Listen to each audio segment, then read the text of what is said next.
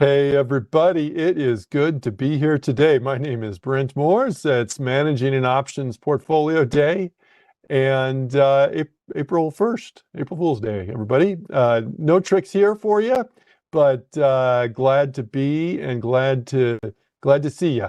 Glad to see some familiar names in the chat. Glad to have Connie here with me as well, and appreciate her. I've been working with Connie for over 2 decades now, so she's awesome. And as you have questions, feel free to type those in the chat between Connie and myself. We'll do our best to get your questions answered. You can also follow us on X at Brent Moore CS, at Connie Hill CS for additional content throughout the week.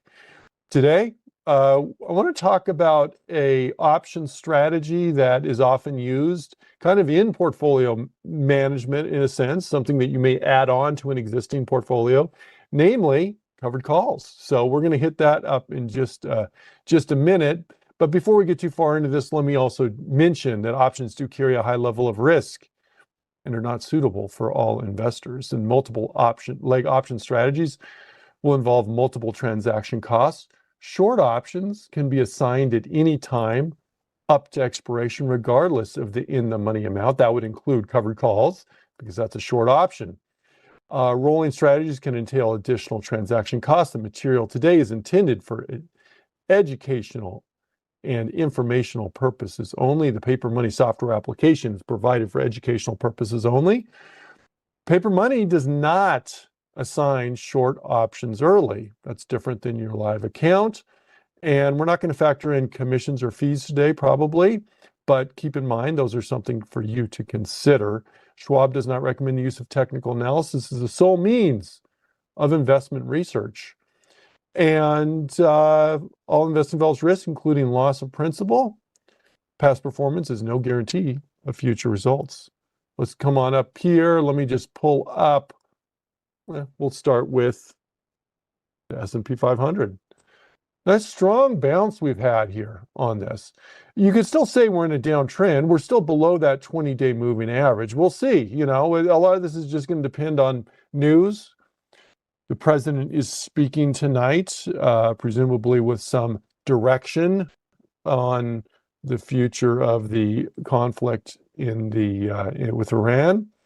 And that can certainly affect things. The day-to-day news can affect things, but that's where we are right now. Looking at your individual stocks, you may consider covered calls. Okay? Covered calls, basically, for those of you who aren't aware, basically obligate us to sell a stock at a certain price.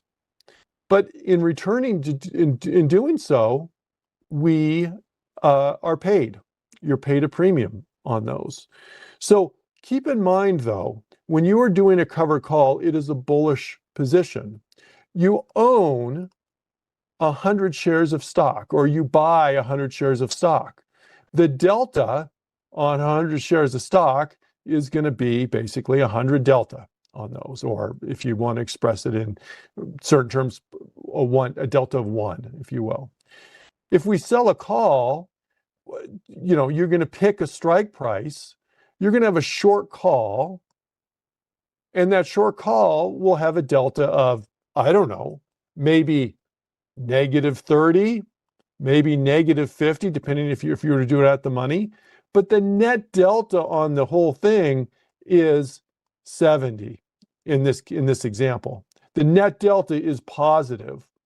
Don't forget that, because a lot of times I'll talk to people and they'll do a covered call and they'll think, oh, I want the stock to go down. You don't want the stock to go down, okay? If you get called out, that may not be the end of the world there. You're probably making money. So let's take an example. I'm going to look at my existing portfolio, just like you may look at your portfolio, and you may evaluate your existing portfolio for things. Now, I'm going to go and we're going to look at a few of these, but keep in mind, there are 2 types of covered calls that we generally will talk about. One is called a buy right. I'm just going to abbreviate BW, buy right. Buy right means you're buying the stock and selling the call, basically at the same time, okay? That's a buy right. The other way of doing a covered call is what we're going to call legging in. Legging in means you already own the stock. And you own the stock and you're going to sell a covered call on stock you own. I want to talk about both of these today. But to start, I want to talk about legging in, because I want to look at this existing portfolio and look at some different examples here, hopefully to help you out. I'm going to start down here with WOOF. WOOF is one of the great ticker symbols out there. This is for Petco. And so I just want to look at this here. So Petco. Now, one thing you may notice is, hey, I've got a couple hundred shares. You need 100 shares if you're going to leg into a covered call, 100 shares or some multiple thereof. If you have 50 shares, it's not going to be covered. 50 of those shares would not be covered. So, but look at the stock price, 287. And this is not just going to apply to covered calls. This is going to apply to other option trades.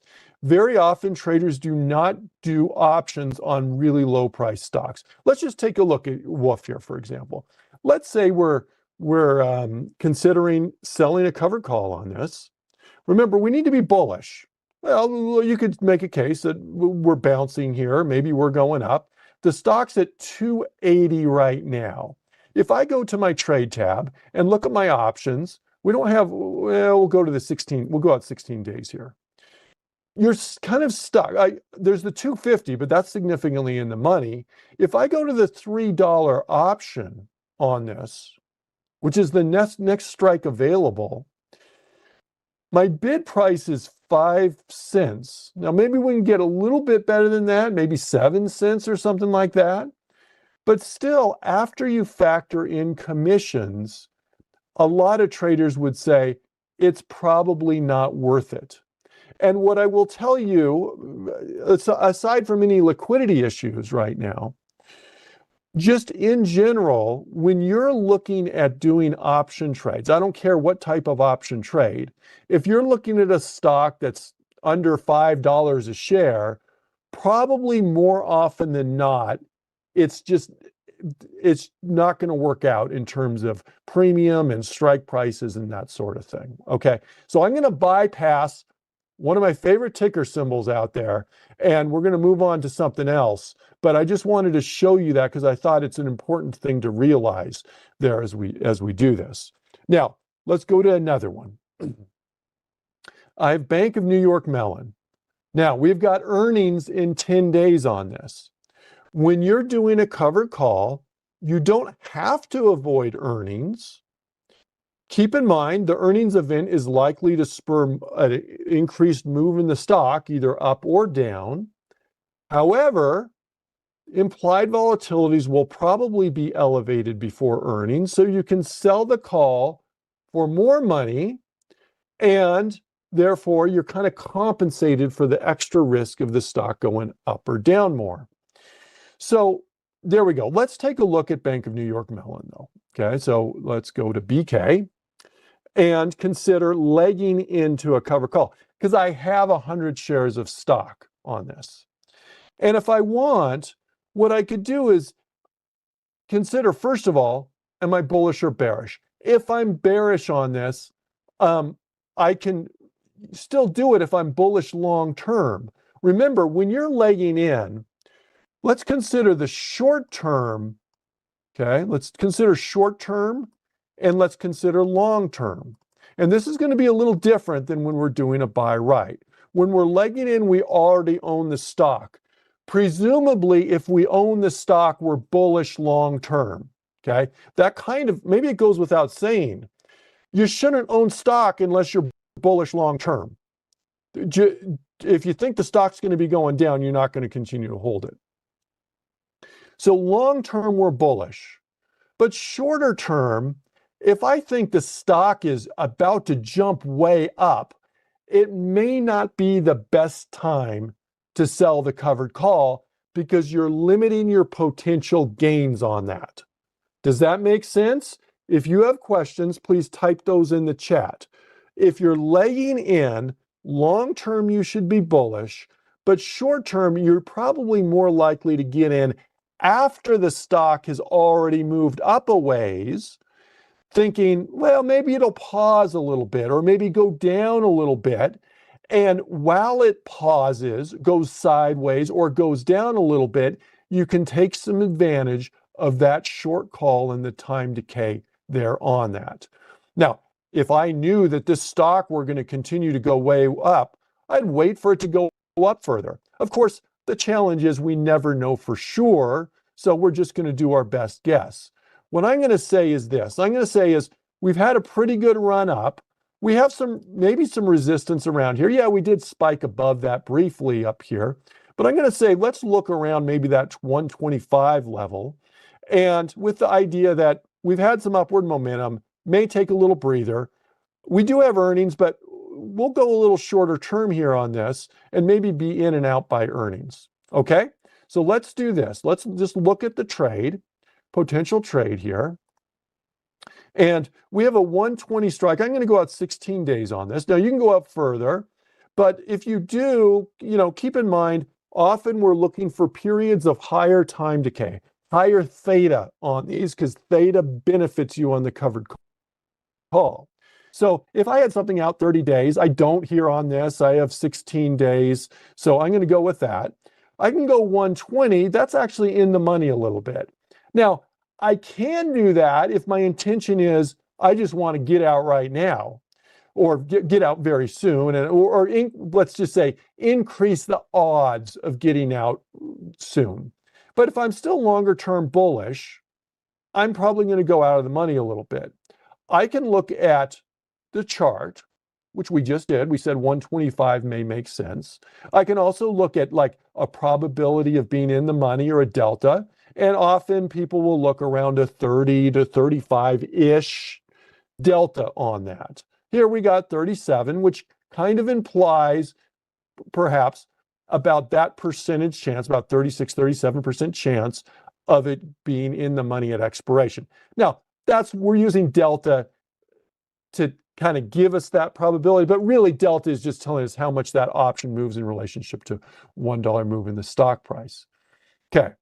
So let's go over and look at the 125. I'm going to click on this. Now, my spreads are a little wider on this. If I'm willing to get called out, I may be a little bit more accepting of wider spreads on this. Here's why. If the stock goes down or goes sideways, I'm not looking, it's going to likely expire worthless anyway. I mean, theoretically, we could get assigned early on this, even if it's out of the money, but it's unlikely. But I'm not having to worry about the pricing of buying the contract back. If the stock goes up and I'm willing to get called out anyway, then I'm not buying it back anyway. I'm just getting called out of my stock position. Is that making sense? So that's why I may be willing to put up with a little bit of a bigger bid-ask spread on this here if I do this. When I do this, consider also what the return you are getting is. So for example, I'm going to go, that's the natural price. I'm going to go up just a little bit. We'll go up to maybe 175. Okay, not all the way, not to the mid, but let's just take 175 here. I want you to think about any covered call. I want you to think about it this way. If my stock is 120, and I'm going to round just a little bit, 1%, a 1% return would be about $1.20. Okay, which translates to $120 premium. Okay, so if this were showing as 120, I know I would be getting a 1% return on the premium over the next, we said 16 days till expiration. Okay.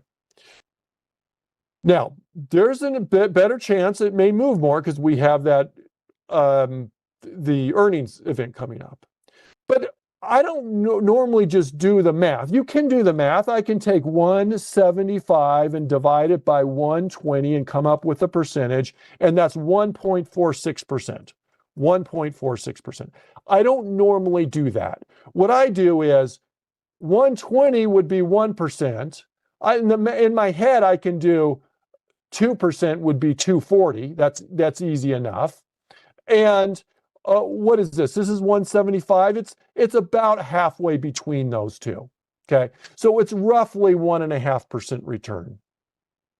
So that's kind of the math that goes on in my head there.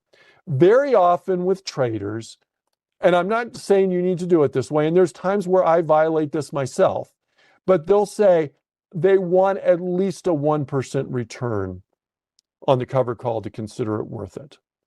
Now, does it maybe depend a little bit on how long you're selling for? Like a 1% return over 3 months is different than a 1% return over 16 days. Or if we have a 0.75% return over 3 months, that's very different than a 0.75% return over 16 days, which is what we're looking at here.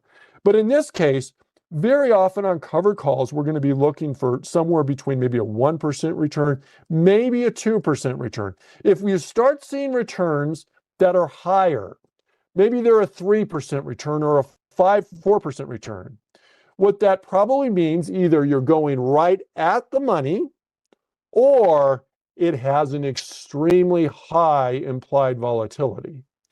Let's just take a quick look before we submit this. What I want to look at here, here's our implied volatility, about 36%.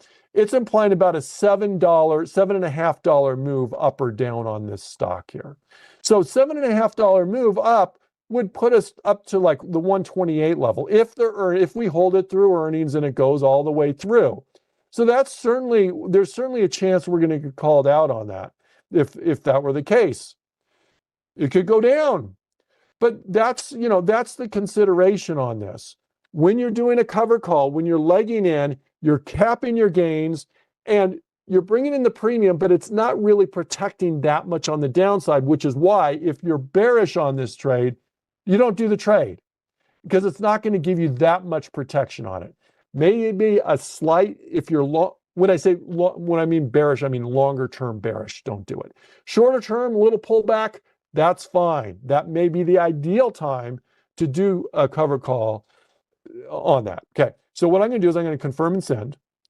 I'm just going to double check this, and I'm going to put this in my long stock portfolio. That's where my existing trade is. Now, it says max loss infinite.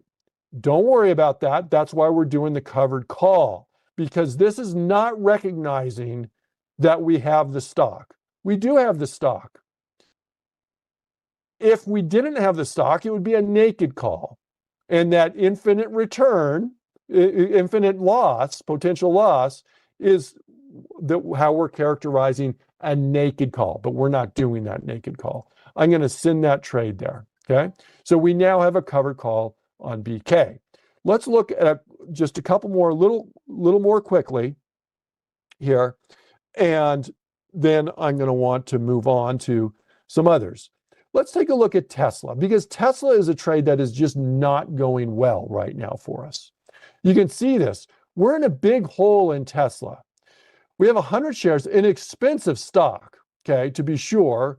And so with expensive stocks, things can go really well or really badly more quickly, because the same move, say a $20 move or so in this on a $400 stock, $20 move isn't that much on a $400 stock. A $20 move on a $50 stock is a very big thing. But we're losing on this. Is this a time to consider a covered call? You may be tempted, let's pull up Tesla. You may be tempted to do a covered call to try and help recover some of your gains. But let's kind of reset here. We entered Tesla basically doing a bullish trade. Okay, the long-term expectation of Tesla needs to be bullish. If it's not bullish, just exit Tesla is typically the approach that traders do. One thing you could do is you can be aggressive if you sell that cover call. We could sell a cover call right at the money, right here, if we want. But keep in mind, If we do get called out, we're limiting our gains to the premium plus whatever we sell the stock for. And if this current trend, which is down, that premium we bring in is going to be very little compared to what we're bringing in on Tesla here on this. So you could consider this, but remember, only do it if you are, only do this if you are bullish long-term on this. And it may be time to just say, we're going to get out otherwise. I'm going to punt on this one, and I want to look at Tesla again in the future. So I'd like to have something with a big loss there in this, and I don't want to just close out of that because I want to talk about other ways of managing this, although we may put a stop loss on this at some point, right? And that's just part of managing a portfolio, deciding if you're going to use a stop loss. And we can say, well, this is going to be our low point, $350 or $352. I'm going to put a stop if we go much below that. I'll go about 1% below that. 352, 1% below that is going to be just under 350. So about $349. Let's just add a stop to that. I'm going to right click on Tesla. I'm going to create a closing order. I'm going to sell it. And where did we say? We were going to say 349. And I'm going to put a stop, good till canceled. And we're going to just do this at 349. So yes, we could have sold a call on this. I'm not going to. I'm just going to put a stop in case it doesn't turn around. I want some sort of exit on this trade here. All right. Now, just a reminder to everybody, there is a survey link in the chat. We do appreciate your feedback on this. Let's look at one more maybe. And let's look at Delta, because I have 100 shares of Delta stock. And remember, that we have earnings to consider. Delta, we have earnings in just a few days.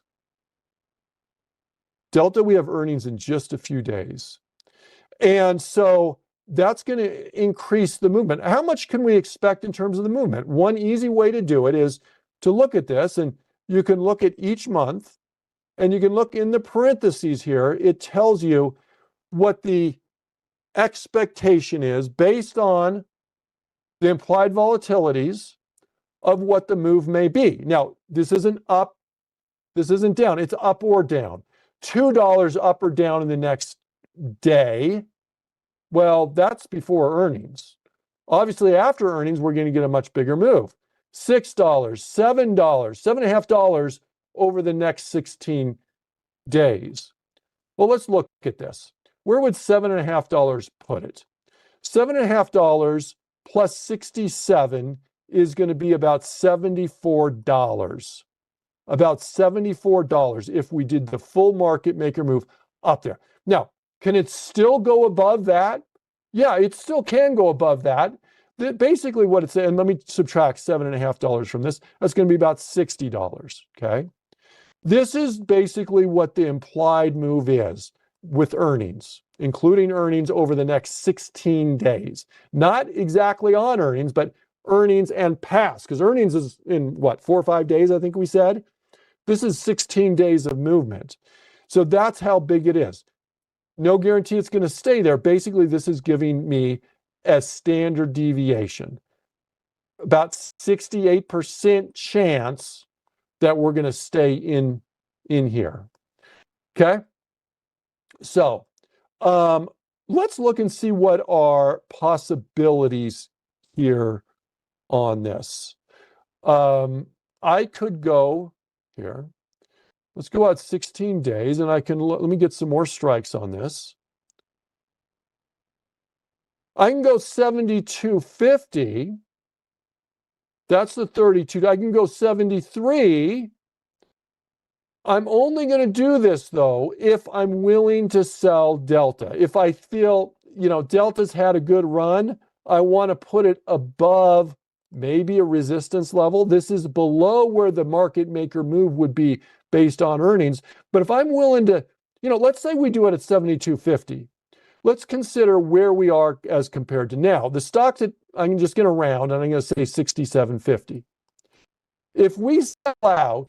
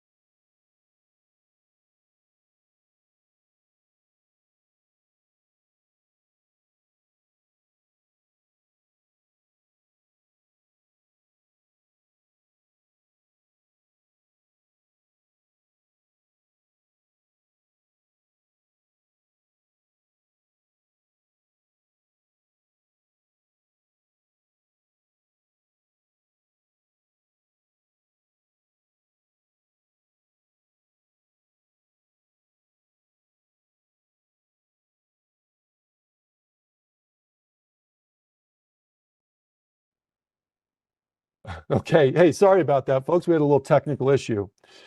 But on Delta, if we get out at that strike price of 72.50, that's a $500 gain from where we now stand, number one.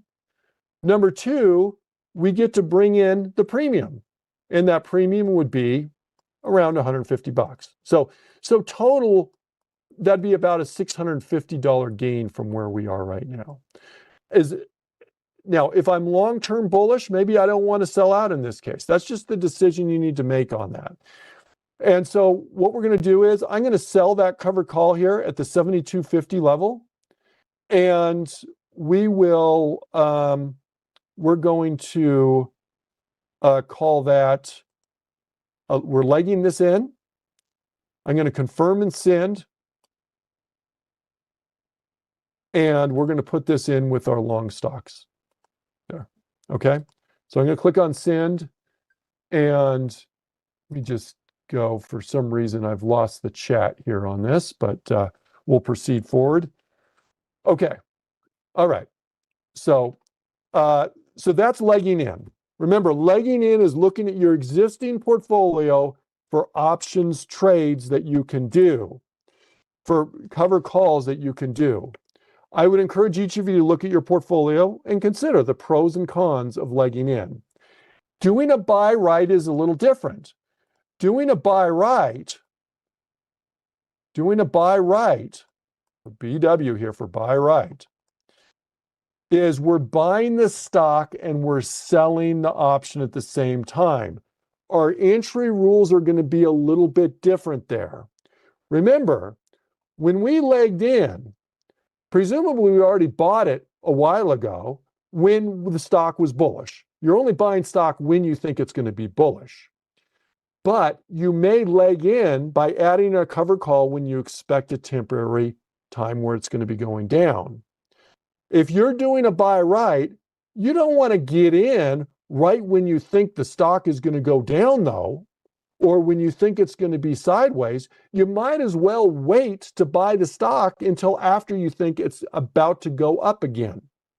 So there's a difference in your entry rules for legging in versus doing a buy right. Okay. Buy right, we want to get in on the bounce when we think the stock is going to go up. So let me give you an example here. Let me get out of my drawing tool. I'm going to go to the charts and I'm going to pull up Apple. Here's Apple.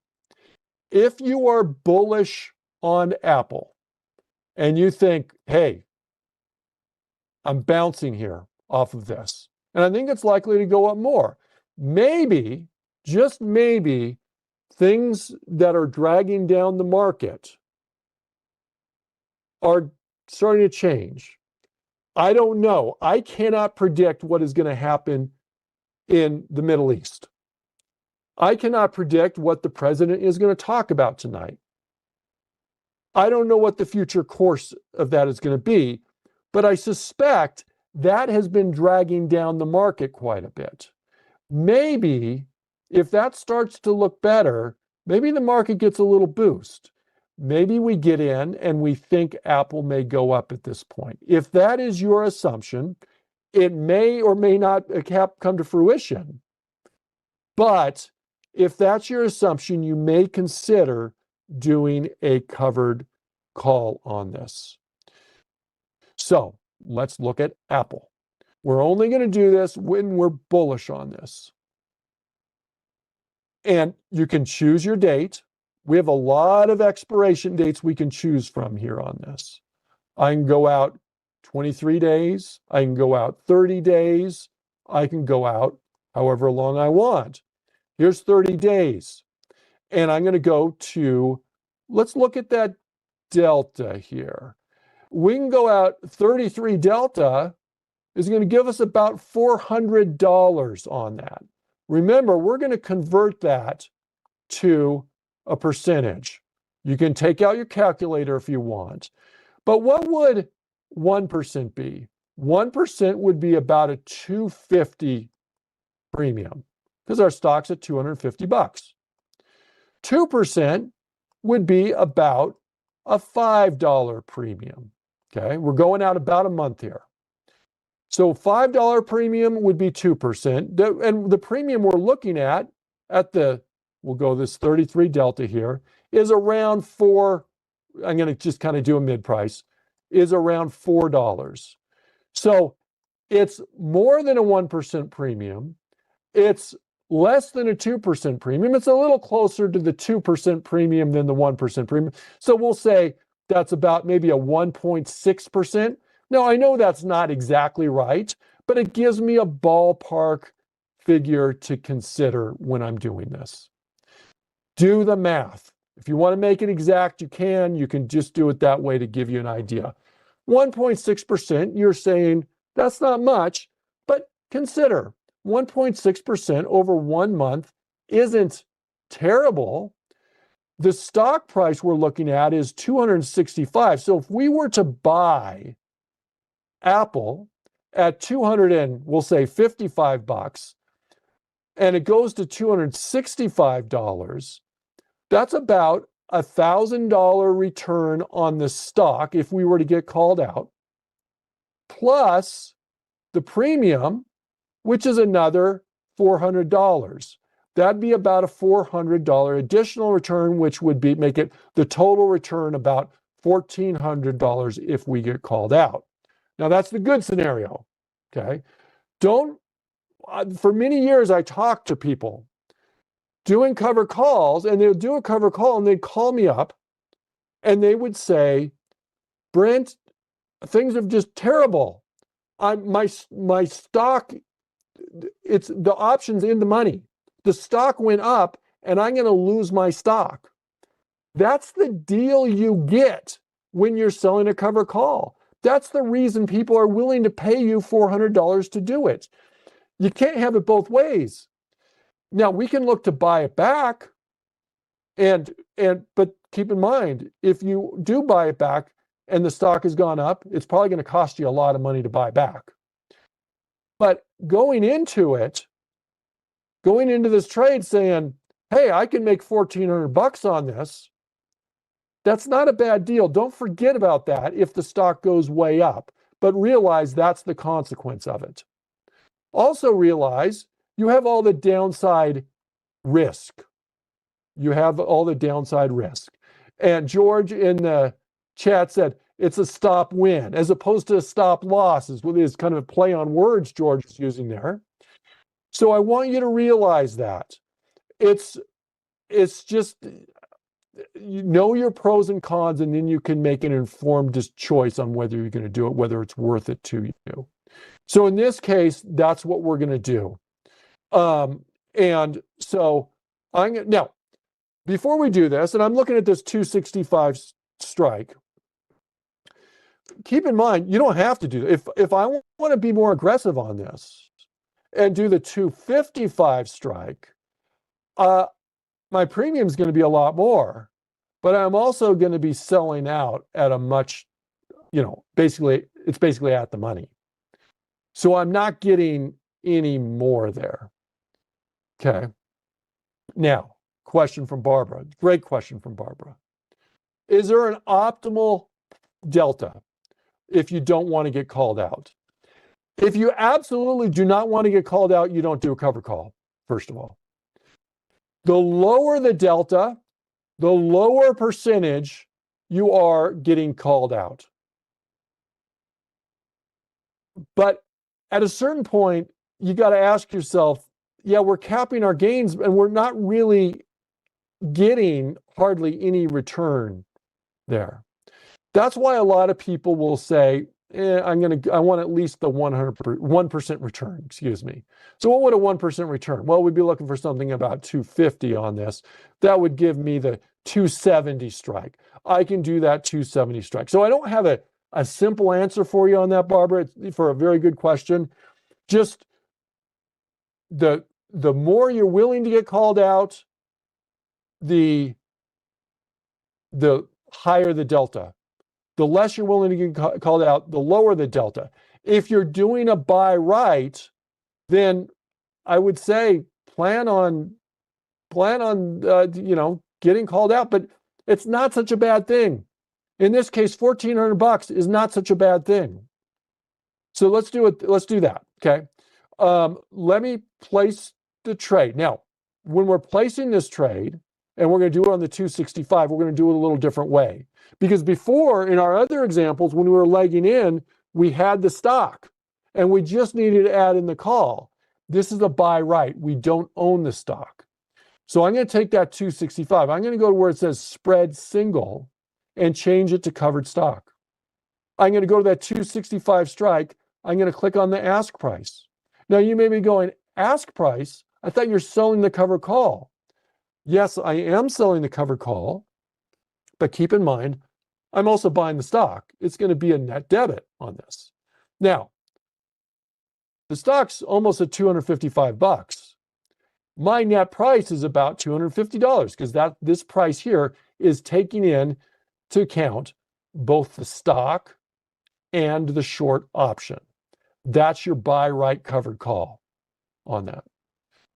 Okay, now, so I'm going to go and I'm going to place this trade. Just make sure it says plus 100 and minus 1. If you click on the wrong thing, just if this is showing in red and saying minus 100, that's not what you want for our covered call here. And I'm going to confirm and send, and I'm going to send this stock. We're going to just go to our long stock. Let's see, what category? Covered calls, yeah, that's my covered category. And we're going to send that trade, okay? So now we have a covered call on Apple. Now, I'm getting a little low on time. There are a couple trades I want to just review here as we look at these trades. Okay, so different trades kind of transitioning from our covered call discussion where we went over legging in and doing buy rights. Remember, kind of different entry rules. Leg in, you already own the stock, you're long-term bullish, but you may get in when the stock's kind of going flatter down a little bit. Buy right, you don't own the stock, you're going to get in when you're expecting a bounce. Okay. Let's look at, I want to look at a situation that we have. I have my calendars bucket right here, and I have HPQ. Now look at what happened. This will probably happen to you at some point. You're going to be looking at this and going, this doesn't make sense. I put this in my calendars bucket. I knew I had a calendar or diagonal or butterfly or something on this, but it's only showing this. Why would that be? Why would I only have just this long put on this? Well, the answer is I probably got assigned on the short aspect of this. How can I determine that? Well, you can go to your account statement. You can type in your symbol, HPQ, just to help you look through them. We can go to trade history, and we can look back at the original trade. Look, the original trade was a diagonal spread. You just got to look at it and figure out what happened. And what, as George said, the short expired. That's, yeah, you may have gotten called out, assigned, or maybe it expired. This was an 1850 put, and it was March 27th expiration. Let's look at HPQ here. HPQ, see if we can figure out what happened. March 27th, right here, 1850 put, it expired. It went away. We sold it up front for some amount. It expired, which is fine. But now the question is, now that we know what happened, the question then becomes, what do you do with it? This has turned from a diagonal spread to just a plain old long put. First of all, there's only 9 days to go to expiration, so most trades were getting out about that time anyway.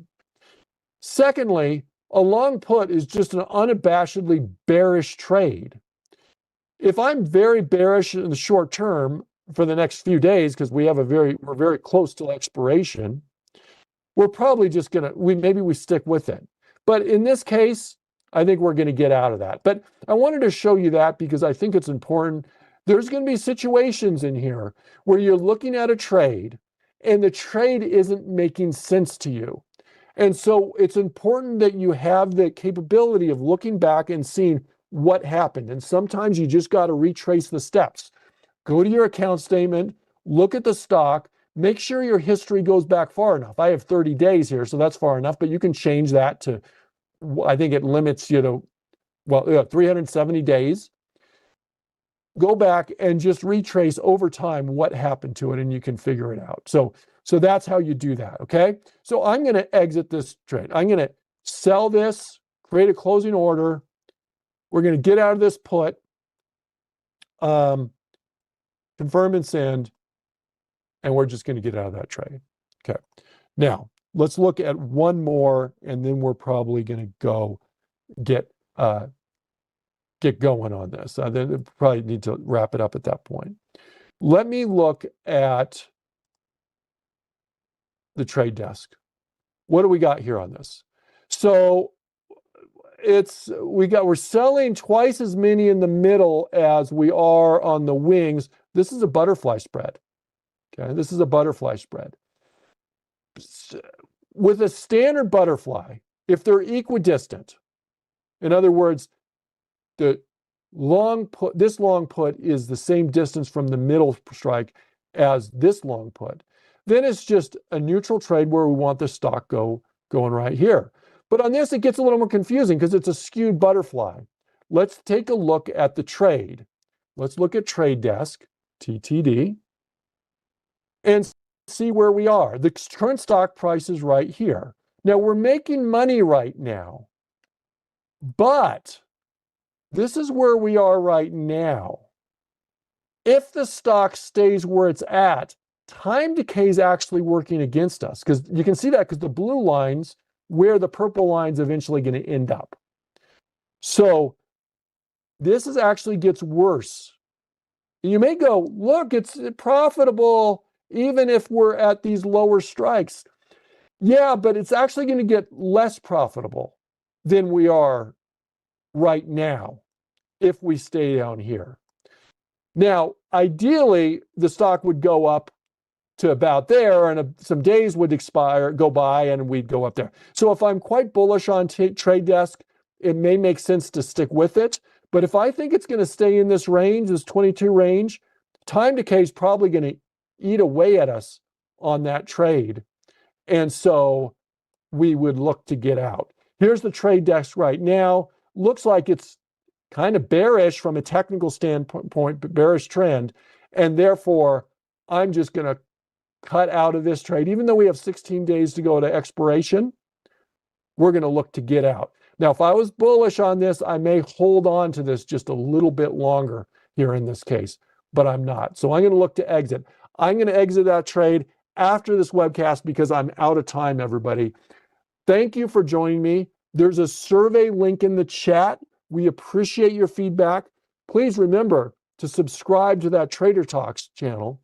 And also, if you do me a favor, if you like the webcast, click on the like button at the bottom of the page. That benefits me, and it's just it helps us out on the channel as well to help get this out to more people.